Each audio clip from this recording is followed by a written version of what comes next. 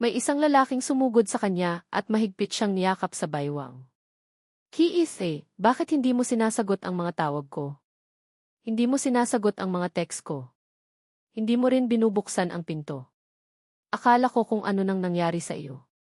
Nag-aalalang tiningnan siya ni Githide habang nagsasalita. Nang makita na blanko pa rin ang mukha ni Ki, ikinubli niya ang kanyang paghihinala. Mahal niyang hinaplos ang kanyang pisngi na mukhang may sakit. Ki, anong problema? May masakit ba sa iyo? Samahan na kitang magpatingin sa doktor. Pagkatapos niyang sabihin iyon, akmang bubuhatin niya si Ki. Ngunit sa hindi sinasadya, napansin ng kanyang mata ang mga larawang nakasalansan sa sofa. Agad siyang napatigil. Puno ng pagtataka at kasiyahan ang kanyang mga mata. Si Ian Smith. Gawa niya ba ito? Tuwang-tuwa siyang lumapit at kinuha ang mga larawan para tingnan. Nang makita niya ang mukha ng taong nasa larawan, na si Ki pala. Nanlaki ang kanyang mga mata. Ki, kilala mo si Ian Smith? Bakit hindi mo agad sinabi sa akin? Alam ko na, tiyak na naaalala mo pa ang ikinuwento ko sa iyo noon. At tinandaan mo iyon sa puso mo. Kaya tinulungan mo akong hanapin siya.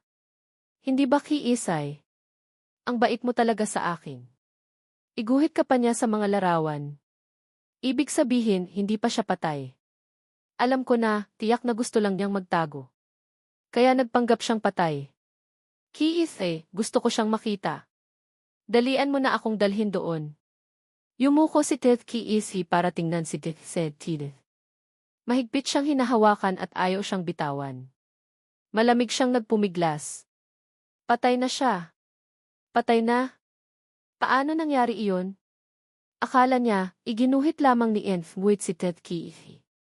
Ngunit habang mas tinitingnan niya ang mga iyon, mas napagtanto niya na ang ilan sa mga larawang ito ay may katagalan na. Hindi na siya sinagot ni Kiisi. Sa halip, bigla siyang umisi. Tide, ikaw ba talaga ang nakasama ko noon? Nakatayo si Tide at naghihintay. Tiningnan niya si Kiisi. Mabilis na tumibok ang puso niya. Kiisi, paulit-ulit mong tinatanong sa akin yan. Bakit hindi ka ba naniniwala sa akin? Anong pinaghihinalaan mo? O baka naman umaasa ka na hindi ako iyon? Alam mo na ba? May sinabi na naman ba sa iyo si Jiang Bide? Napakarami na niyang pakana. Hindi lang niya gustong agawin ka mula sa akin. Ngayon gusto niya pa tayong paghiwalayin. Galit siya. Naninisi siya. Habang nagsasalita, sumusulyap siya kay Kiisi. Akala niya ay agad siyang aaliwin ni Kiisi. Ngunit nakita niyang hindi man lang siya nito nilapitan. Yumuko si Kiisi. Inayos niya ang mga larawang ginulo niya. Pagkatapos, dahan-dahang lumingon para tingnan siya. Tide, hindi mo ba gustong makita si Ian Smith? Samahan kita. Sa puso ni Tide, nakaramdam siya ng kasiyahan. Akala niya ay naniwala na si Kiisi sa kanya. Mabilis niyang sinundan si Kiisi. Walang imik si Kiisi. Tiningnan niya ang daan na unti-unting nagiging desyerto. Nakaramdam siya ng pagkabalisa. Kiisi, bakit ang layo ni Ian Smith? Tumingin si Kiisi sa harapan. Hindi niya sinagot ang tanong ni Tide. Kiisi, gaano pa katagal? Dahil sa kakaibang pakikitungo ni Kiisi sa kanya. Pakiramdam niya ay may mali. Malapit na, sagot niya ng walang emosyon. Tiningnan ni Tide ang isang malayang villa na hindi kalayuan. Pakiramdam niya ay may masama siyang kutob. Nang buksan ni Kiisi ang pinto para sa kanya, bigla siyang hinila. Biglaan lang, hindi ako nakapaghanda ng regalo. Ako na ang nagdala, kalmado pa ring sabi ni Kiisi. Pagkatapos, kumuha siya ng malalaki at maliliit na pakete mula sa trunk ng sasakyan. Nang makita niya na napakahusay ng paghahanda nito, nakampante si Tide. Kiisi, ang bait mo talaga sa akin. Kung tatanggapin niya akong maging disipulo, tiyak na sisikat ako. Panay pa rin ang pagpapakita ni Kiisi ng malamig na mukha. Pagkatapos, niyakap siya ni Tide sa baywang. Akmang kakatok siya sa pinto. Ngunit nakita niyang kumuha ng susi si Kiisay mula sa kanyang bag. Nagulat siya. Kiisay, paano ka nagkaroon ng susi? Iginya siya ni Kiisay papasok sa malaking villa. Madilim doon, walang kahit isang ilaw. Akmang bubuksan ni Kiisay ang ilaw. Ngunit hinampas ni Kiisay ang kanyang kamay. Napakalakas ng puwersa, hindi sinasadya. Natamaan pa niya ang isang bagay na nasa paanan niya. Yumuko si Kiisay at nakita ang itim na bag na nasa may pinto. Ang mga iyon pala ang mga bagay na dinala ni Kiisay. Ang mga iyon ay mga papel na pera para sa patay. Ang iba ay nakakalat na. Natamaan pa ang mukha niya. Nanlaki ang kanyang mga mata. Ngayon niya lang napansin ang kakaiba sa bahay. Walang nakatira rito. Sa sulok ng sala, mayroon pang mga frame ng litrato at kandila. Mayroon ding mga offering. Tumalikod siya para tumakbo palabas. Ngunit napansin niyang hindi sumusunod ang kanyang mga paa. Mahina ang kanyang katawan. Hindi siya makatakbo. Kiisay, anong ginagawa mo? Mula simula hanggang katapusan, hindi kumibo si Kiisay.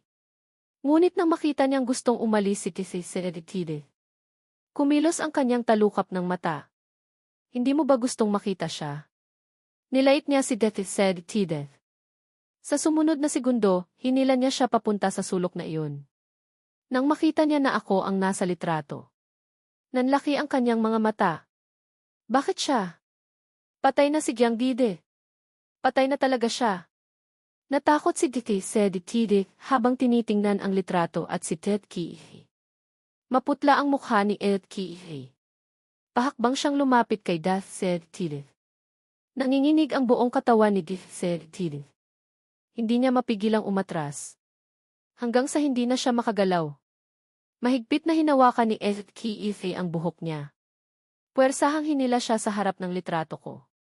Pagkatapos, idinagdag niya ang kanyang ulo sa sahig. Sumigaw sa sakit si Kiisay. Nang bitawan siya ni Kiisay. Dumudugo na ang noo niya. Natigil siya.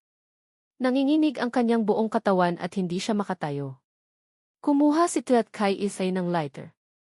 Sa harap niya, lumuhod siya sa tabi niya at sinindihan ang mga iyon. Nakaluhod siya sa lupa. Parang wala siyang kaluluwa. Maingat niyang kinuha ang mga papel na pera at inihagis sa lighter. Gusto niyang malaman kung saan ako inilibing. Sobrang nami-miss na niya ako, hindi siya makatulog sa gabi. Tinanong niya ang kanyang assistant. Ngunit sinabi sa kanya ng assistant niya na ang balitang namatay ako ay mula sa isang anonymous na liham. Sa liham, may litrato ako na nagpapakitang ipinasara ko ang aking account. Naroon din ang aking medical record. Bukod sa pangalan sa lapida. Wala nang iba pang impormasyon. Hindi rin alam kung saan ako inilibing. Pagkarinig niyo ni Kiisay, para siyang tinamaan ng kidlat. Ngunit pagkatapos noon, naalala niya agad. Ang lalaking paulit-ulit na naghihiganti sa kanya. Si Chai-Chu. Kaibigan ko siya. Tiyak na alam niya kung saan ako inilibing. Siya ang naglibing sa akin. Hindi na siya nag-isip pa, tumakbo siya papunta sa bahay ni Chai-Chu. Ngunit pagdating niya, napansin niyang lumipat na si Chai-Chu. Pati ang kanyang telepono. At iba pang paraan ng pakikipag-ugnayan ay pinalitan na rin. Inutusan niya ang isang tao na mag-imbestiga, ngunit hindi rin nila siya nahanap. Alam niya na paghihiganti rin ito ni Chai-Chu. Kiisay, anong mali ang nagawa ko? Bakit mo ako tinatrato ng ganito? Anong pagkakamali ang nagawa ko sa iyo? Nahihiyang hinila ni Kiisay ang lailayan ng palda ni Kiisay. Ngunit sinipa siya ni Kiisay. Pagkatapos, ang bawat litrato ay isa-isang bumagsak sa kanya. Alam mo ba ang tungkol sa sakit ni Gyang Dide? Sabi niya ng walang emosyon. Ang kanyang boses ay paos. Ngunit sa sumunod na segundo, parang may gustong lumabas na dugo sa kanyang bibig. Biglang kumipot ang mga mata ni Kiisay. Gusto sana niyang magsinungaling na hindi niya alam.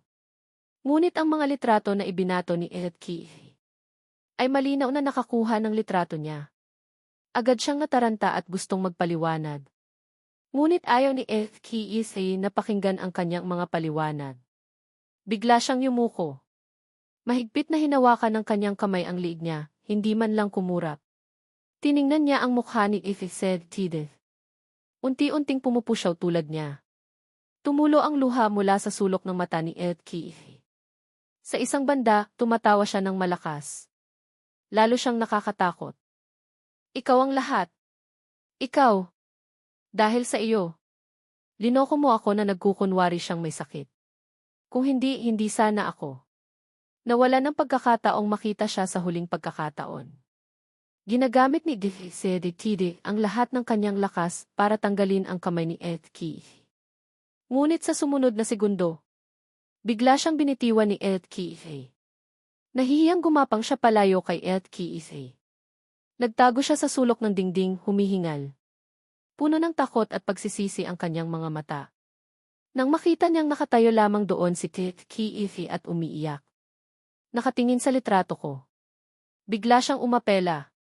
Gusto mo ba talaga akong patayin dahil kay Gianggi? Keisei, may konsensya ka pa ba? Totoo na hindi ako nakasama sa iyo nang mabulag ka. Pero ano naman? Ang totoo niyan. Humingi ka ng tawad sa akin.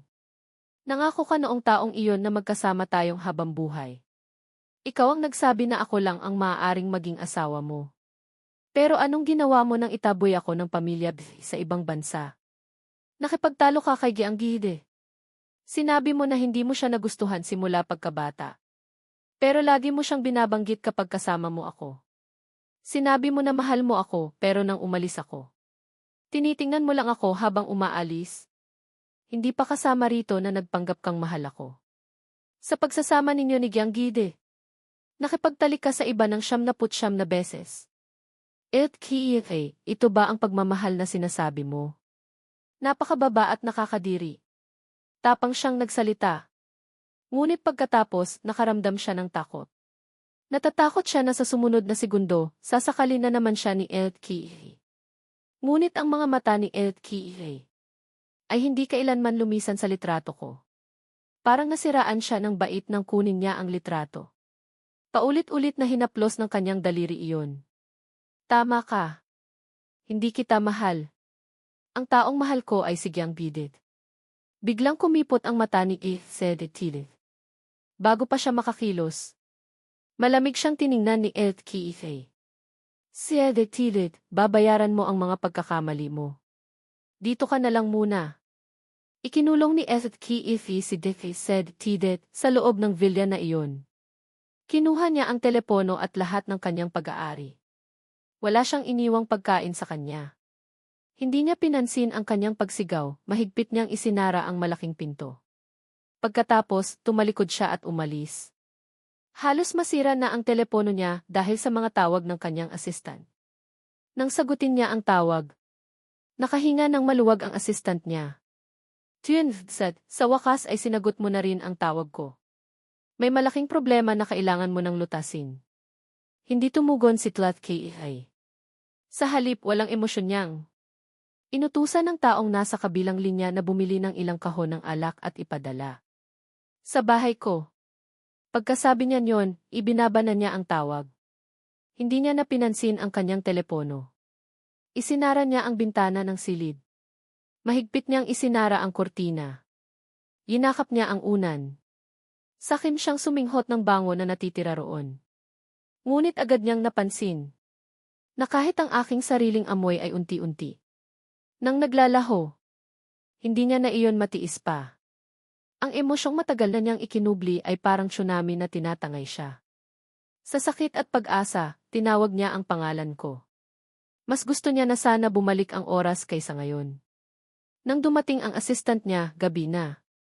Kanina pa kumakatok ang assistant niya pero walang nagbubukas ng pinto. Tinawagan niya ako ngunit walang sumasagot. Nagsimula na siyang matakot, nagpahanap siya ng tagagawa ng susi para buksan ang pinto. Kumunot ang noo ng assistant niya dahil sa amoy ng dugo. Mabilis siyang pumasok. Nakita niya si Keisei na nakahandusay sa sahig. Nagising si Keisei. Napansin niyang dinala na siya sa ospital.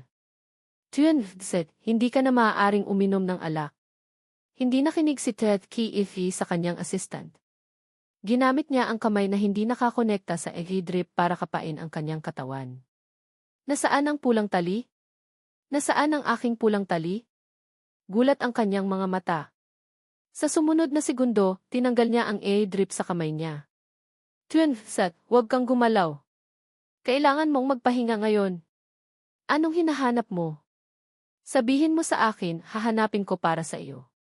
Hinawakan ni Keefe ang braso ng kanyang assistant. Ang pulang tali. Nakita mo ba? Ang pulang tali na pinutol-putol. Iyon ay espesyal na kinuha para sa akin ni Gyang Bidit sa bundok. Nahirapan pa akong hanapin iyon sa kabinet niya. Hindi ko iyon maaaring mawala. Tulungan mo akong hanapin. Magmadali ka, tulungan mo akong hanapin. Naging pula ang braso ng assistant niya dahil sa pagkamot ni Keefe. Pinilit niyang itulak si Seth Keefe. Seth, sobra kang nagulo nang pumasok ka sa ospital. Baka nahulog iyon sa daan. O baka naman nasa sulok ng ospital. Huwag kang mag-alala, hahanapin ko iyon para sa iyo. Tatawag muna ako ng nurse para turukan ka. Pagkasabi niyong, agad na bumangon si Ted Keefe mula sa kama. Tumakbo siya palabas ng silid. Seth, kakakita mo pa lang, hindi ka maaaring bumaba sa kama. Hindi niya pinansin ang sinabi ng assistant niya, yakap-yakap ang tiyan niya na kumikirot.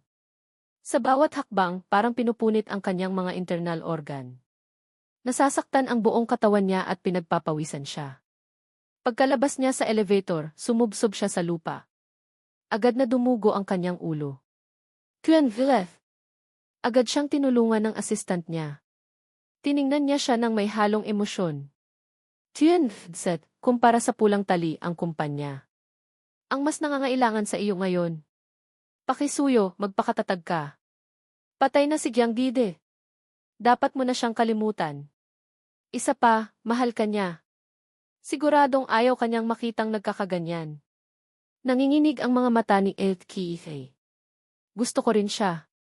Ngunit paulit-ulit ko siyang sinasaktan. Kahit na nahihirapan ang pamilya ni Gyang. Hindi siya tumulong. Humihingal siya. Pinunasan niya ang dugo sa kanyang noo. Pinadalhan niya ng assistant niya sa silid. Nagsimula siyang aktibong makipagtulungan sa gamutan. Uminom siya ng gamot sa tamang oras. Nagpapakain siya sa tamang oras. Maliban sa hindi siya nakakatulog sa gabi. Parang isa na siyang normal na tao. Pagkalabas niya sa ospital, agad siyang bumalik sa trabaho. Sa kanyang pagtulog sa kumpanya hanggang hating gabi. Nakabukas pa rin ang ilaw ng kanyang opisina. Tumingin sa kanya mula sa malayo ang assistant. Simula nang bumalik siya sa kumpanya. Kakaiba ang pagiging kalmado ni Keefe. Binili niya ang kumpanya ni Gyang. At ibinigay ang pinakamagandang pagkukunan sa kumpanya ni Gyang. Hiniling ng pamilya na palitan niya ang pangalan ng kumpanya ng pamilya Gyang. Hiniling din nila sa kanya na ibigay ang kumpanya ng pamilya Gyang sa mga anak at apo ng pamilya Walang kibo si Ted Keefe at pinaalis ang lahat. Dahil sa pamilya Gyang, napakarami na niyang nakaaway. Ngayon, pati ang pamilya ay nakaaway na rin niya.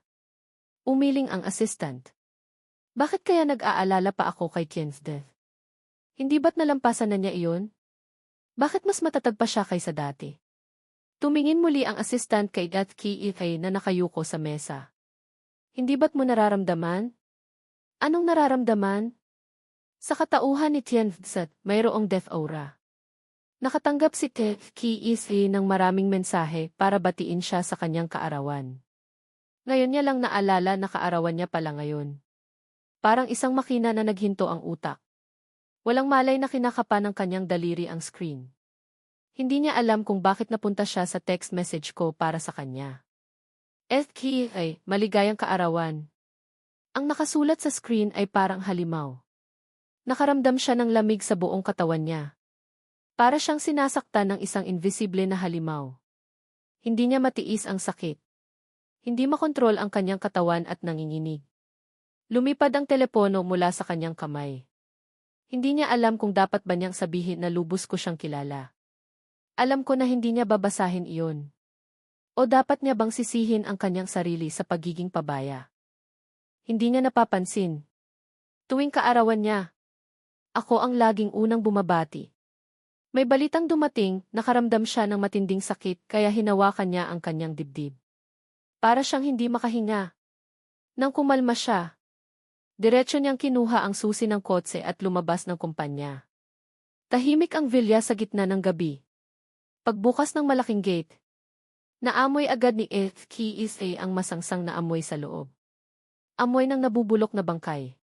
Hindi niya binuksan ang ilaw at dahan-dahan siyang lumapit sa bangkay ni Keith.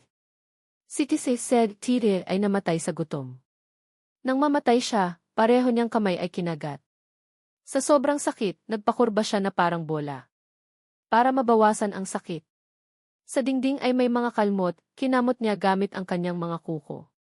Sa ilalim ng liwanag ng gabi, medyo nakakatakot. Pero hindi man lang natakot si Keith. Tinitigan lang niya ang mabahong bangkay. Ang kanyang ekspresyon ay hindi pangkaraniwan at kalmado. Bahagyang nakakunot ang kanyang noo at nagsalita kay Keith. Dinumihan mo ang lugar na ito. Niligpit niya ang kanyang manggas at kumuha ng isang timba ng tubig. Nagsimula siyang maglinis. Hanggang kinaumagahan. Nilinis niyang mabuti ang bangkay ni Keith. Pinunasan niya ang pawis sa kanyang noo. Kinuha niya ang litrato ko at marahang hinalikan ang aking labi sa litrato. Umiti siya ng bahagya at nagreklamo sa mahinang boses. Jiang Bide, ang lalaking ito, ginawa mo na ang lahat para sa akin. Bakit hindi mo sinasabi? Ang ibang tao may mga regalo sa kaarawan nila. Ikaw naman, isang maligayang kaarawan lang ang sinasabi mo. Alam kong sinasadya mo. Dahil hindi ko nga alam kung kailan ang kaarawan mo. Kaya hindi ka nagbigay ng regalo, hindi ba Jiang Bide? Ngayon alam ko na. Alam ko na. Noong pumunta tayo sa amusement park, kaarawan mo pala noon. Ang hiling mo ay sumakay ako sa Ferris wheel kasama ka. Pero wala akong kamalay-malay. Sinabihan pa kitang ang yataw at iniwan kang mag-isa. Ang sama-sama ko ba? Alam ko na. Siguradong minumura mo ako nang umalis ako. Suminghot siya. Tumulo ang luha sa kanyang pisngi habang nakangiti. Jiang Bide, tama ka sa pagmumura mo. Wala akong puso. Wala siyang litrato ko. Kahit isa, wala. Ang litratong ito ay kinuha pa niya mula sa lumang balita ng interview ko. Inimprenta niya. Lalong dumami ang kanyang luha. Pero hindi niya mapigilan. Humahagulgol si Keith sa kanyang isipan. Puno ng maputlang mukha ko. Noong malaman ko ang kalagayan ng sakit ko. Siguro mula noon na madalas akong tumawa. Hindi na ako ngumingiti. Hiningi ni Jiang Bide na gawin nila ang 5 huling bagay. Ang unang bagay ay pumunta sa isang charity gala. Pero binili niya ang relo na gusto ni Jiang Bide ibigay kay Keith. Ang pangalawang bagay ay pumunta sa Tibet. Pero malapit na siyang sumakay sa eroplano, iniwan niya si Jiang Bide. Ang totoo, pumunta siya para makipagkita kay Keith na kadarating lang. Ang pangatlong bagay, gusto ni Jiang Bide na manatili siya sa piling niya. Napilitan siyang magpigil. Ang totoo, minumura na niya si Jiang Bide sa kanyang isipan. Ang pang-apat, pumunta sa amusement park. Hindi lang siya naiinip. Buong araw pa siyang nagpapakita ng masamang ugali. At binaliwala pa ang mga hiling ni Jiang Bide. Sa 5 bagay, gusto lang ni Jiang Bide na ipagluto niya ito. Pero inimbitahan pa niya si Keith. Hanggang ngayon, naaalala pa rin niya ang nagtatampong mga mata ko noon. Parang isang kutsilyo na sumusugat sa loob ko na gustong mamatay. Sa 5 bagay na ito, wala siyang nagawang mabuti. Jiang Bide, tutulungan kitang maghiganti. Mahina niyang sinabi. Pagkasabi niya noon, itinaas niya ang bote ng alak sa mesa. At malakas na inihampas sa kanyang ulo ng ilang beses. Agad na bumuhos ang dugo. At nabahira ng pula ang kanyang damit. Niyakap niya ang litrato ko at humiga sa sofa. Biglang tumunog ang telepono. Paumanhin po, Keith. Sinubukan ko na pong tawagan lahat ng contacts para hanapin yung yataw.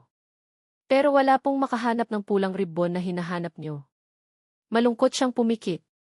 Sinabi niya sa kanyang Yataw na magpabook din, Yataw. Pero hindi na mahanap. Pupunta na lang daw siya para humingi ng parehong ribbon. Pagkalipas ng ilang oras, lumapag ang eroplano. Nilakbay ni Ezat-Kiisi ang bundok. Tumawid sa ilog hanggang sa paanan ng bundok. Narinig niya ang mga dumadaan na nagsasabing ang templo ay itinayo sa tuktok ng bundok. Tanging ang mga taong may tapat na pananalig na humihingi at may magandang kapalaran ang makakakita sa monghe. Hindi umimik si Tlat-Kiisi. Yumuko siya at diretso siyang naglakad. Hindi siya tumigil kahit isang minuto. Nakabalot pa rin ang kanyang noo ng benda. Kailangan niyang tiisin ang lahat para hindi siya bumagsak. Karamihan sa mga taong pumupunta dito ay may mga paniniwala. Kapag nakita nila siya, hindi na sila nagtataka. Malapit nang lumubog ang araw. Sa wakas, nakaakyat rin siya sa tuktok ng bundok. Sakto namang tumunog ang kampana ng templo. Lumapit siya sa isang batang monghe.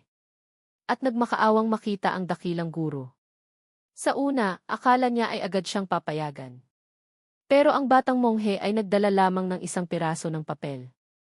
Ang karma ay napakalalim, ang paniniwala ay napakabigat. Nang makitang aalis na ang batang monghe, dali-dali niyang kinuha ang kanyang telepono.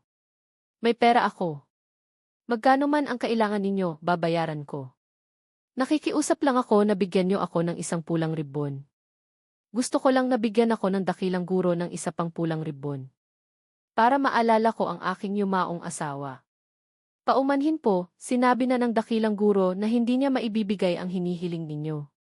Ang pulang ribbon na iyon ay galing kay Giang Kigis noong araw. Na bawat hakbang ay may paggalang. Buong pusong humihingi na makamtan ito. Tapos na ang inyong kapalaran sa mundo, kaya dapat na kayong bumitaw. Ngayon, ang paniniwala ninyo ay hindi makakabuti sa inyo, sa kanya, at sa ibang tao. Pagkasabi nito, tumalikod ang monghe at umalis. Ang kamay ni Ezat-Kiisi na nakalahad ay dahan-dahang bumaba. Ang huling liwanag na sumilay sa kanyang mga mata ay tuluyan ding nawala. Wala siyang nagawa kundi ang malamig na bumalik sa giang bidid. Pero sa sumunod na sandali, pinalibutan siya ng mga pulis.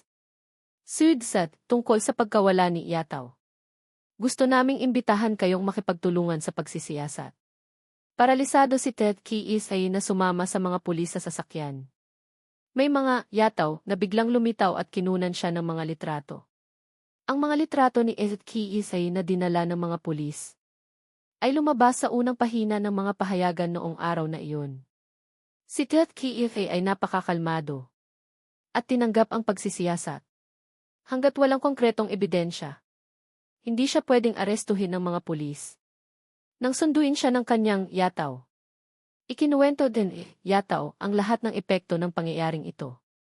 Sa isip ni Ezat-Kiisi, ang mga sinabi lamang ng dakilang guro ang naririnig niya.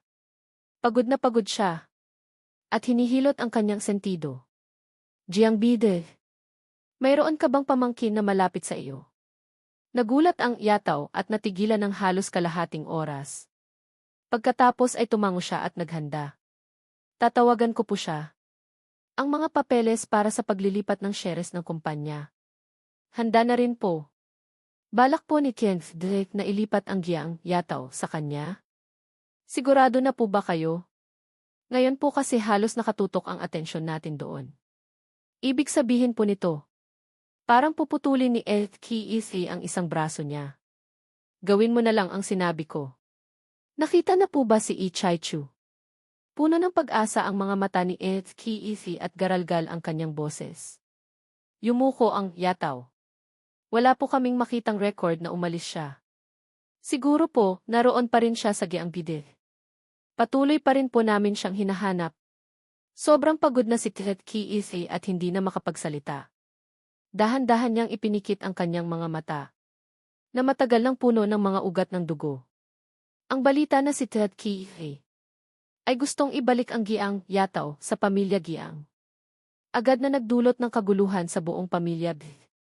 Wala ni isang hindi nagalit at sinisi kay Ezat-Kiisi. Pero ang balita na dinala siya ng mga pulis ay nagdulot ng pagkabahala sa pamilya. Puno ang tainga ni Ezat-Kiisi ng mga galit na tinig. Na sumisigaw na huwag nang magsalita pa dahil ang pamilya Tse ay babagsak din sa kamay ng walang kwentang anak na ito. Kung alam ko lang sana, mas mabuti pang dahan-dahan niyang tiningala ang kanyang ulo, mas mabuti pang ano. Narinig niya ang malamig niyang tinig na nagtanong. Ang taong nagsabi noon ay biglang natahimik. Ang kanyang mga mata ay nangunot at umurong. Nang makita ito ni Ezekiefe, tumawa siya ng malamig. Bakit hindi ka makapagsalita? Hindi ba? Nagsisisi kayo na hindi niyo pinayagang bumalik noon ang bastardong anak. Tungkol sa bastardong anak ng kanyang ama. Lumabas na alam pala ng buong pamilya Tse. Siya lang ang hindi nakakaalam. Noong una, naaksidente lang siya at nawala ng paningin. Bawat isa sa kanila ay nagkaroon ng balak. Na gusto siyang pilitin na ibigay ang kanyang share sa bastardong anak. Kung hindi dahil sa akin na nag-alaga sa kanya ng buong puso. Kung hindi dahil palagi akong nasa tabi niya para tulungan siyang malampasan ang lahat. Natatakot siyang matagal na siyang pinatay ng mga taong ito. Sa pag-iisip na ito, nakaramdam siya ng sakit sa kanyang puso. At kumirot ito. Nakita niyang nanlalaki ang mga mata nila. Para bang nagtataka kung paano niya nalaman ang lahat. Ang mukha ni Ezekiefe ay lalong lumamig na nagdulot pa ng panginginig sa kanila. Hindi ko lang hindi ibibigay ang aking share sa pamilya Tse. Gusto ko rin na paalisin ang mga nagpapahirap sa pamilyang ito. Tinawag niya ang mga tao para paalisin ang mga ito. At binawi ang lahat ng kanilang nakuha mula sa pamilya Tse sa nakalipas na mga taon. Bukod pa doon, sinabi niya sa kanyang yataw na taasan ang bonus. Sa totoo lang, hindi umaasa ang kanyang yataw. Pero hindi niya inaasahan na isang gabi. Makakatanggap siya ng isang litrato. Ang pulang ribbon ay pinutol-putol. At ang disenyo ay katulad ng sinabi sa kanya ni Ezekiefe. Agad niyang tinawagan ang taong iyon. Nang makita niyang hindi nasisiyahan ang taong iyon sa malaking halaga ng pera. Kusa niyang tinaasan ang presyo. Pero hindi pa rin pumayag ang taong iyon. Ano ba ang gusto niya? Tumawa ng malamig ang lalaki sa kabilang linya. At isang kahilingan lang ang sinabi. Gusto kong sumuko si Ezekiefe. Agad na pinagpawisan ng malamig ang yataw. May kutob siya na ang lalaki sa kabilang linya. Ay ang taong pinapahanap ni Ezekiefe sa kanya. Agad niyang tinawagan si Ezekiefe. Pagkatapos niyang ipaliwanag ang lahat. Natahimik ang telepono sa kabilang linya. Nang makita niyang hindi pa rin sumasagot si Ezekiefe. Naglakas loob siyang magsalita. Tuan Villet. Hindi pa po natin alam kung totoo yung litrato niya. Kahit na totoo man yun, hindi po kayo dapat magpadala sa kanyang patibong. Malinaw po na pinupuntirya kayo ng taong ito. Ang hininga sa kabilang linya ay napakagaan. Na halos hindi marinig kung hindi makikinig ng mabuti. Tuan Villet. Dahan-dahang nagsalita si Ezekiefe, ibigay mo sa akin ang numero ng taong iyon. Pahiram siya ng telepono sa ibang tao para tawagan ako. Naberipika ko na. Alam ko na.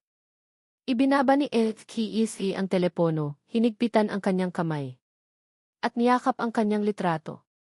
Sinabi sa kanya ng lahat. Na malilimutan din ang lahat sa paglipas ng panahon. Na ang nararamdaman niya para kay Giang Gidit ay guilt lang. At sa pagtagal ng panahon, malalampasan niya rin ito. May mga pagkakataon din na nagdududa siya. Kung guilt lang ba ang lahat ng ito? Tutal, magkakilala na sila ni Giang Gidit mula pa noong mga nakaraang taon. Ilang taon na rin silang nag-aaway at nagkakagulo. At asawa niya lang ako sa papel. Pero sa paglipas ng mga araw, hindi lang siya hindi nakakalimot. Mas lalo pa niyang naaalala ang mga araw na magkasama sila. Araw-araw, sumasakit ang puso niya. Nalaman niya na ang tunay na pag-ibig ay hindi basta-basta nawawala sa paglipas ng panahon. Kundi mas lalo pa itong lumalalim. Ang mga alaala ay parang nakaukit sa kanyang puso't isipan. Na nagiging dahilan para saktan niya ang kanyang sarili. Naaalala ang lahat pero ayaw niyang kalimutan. Mahal niya ako nang hindi na kailangan ng kahit anong patunay. Alam niya kung ano ang gusto ni Hichai-chu. Wala nang iba kundi ang mapahiya at masira ang kanyang pangalan. Ibibigay niya ito sa kanya. Kung ibabalik lang niya ang pulang ribbon na bigay ni Giang Gidit sa kanya. Naniniwala akong kusang loob na sumuko si Kiifi at nabunyag ang lahat ng ito ng araw ding iyon. Kasama na ang lugar kung saan nakilala ang kanyang katawan, siya'y paralisado. Na parang tinatapos lang ang isang proseso. Galit na galit sa kanya ang buong pamilya. Kung wala siya, sila na sana ang pumalit. Nang kumalat ang balita, natakot silang hindi pa ito sapat at sumabog. Kaya nagunahan silang gumastos ng pera para mas lalong mailantad ang lahat. Mula sa simula hanggang sa dulo, walang pakialam si Kiifi. Tanging nang magbigay siya ng isang kahilingan. May bahagyang reaksyon ang kanyang mukha. Tinupad ko na ang pangako ko na saan si Ichaichu. Nang makita ni Ichaichu ang balita noong araw na iyon, naglakbay siya patungong Gyeongbide. Walang ibang kinausap si Kiisay maliban sa kanya. Pagkarinig niya nito, kitang-kita ang panunuya sa mukha ni Ichaichu.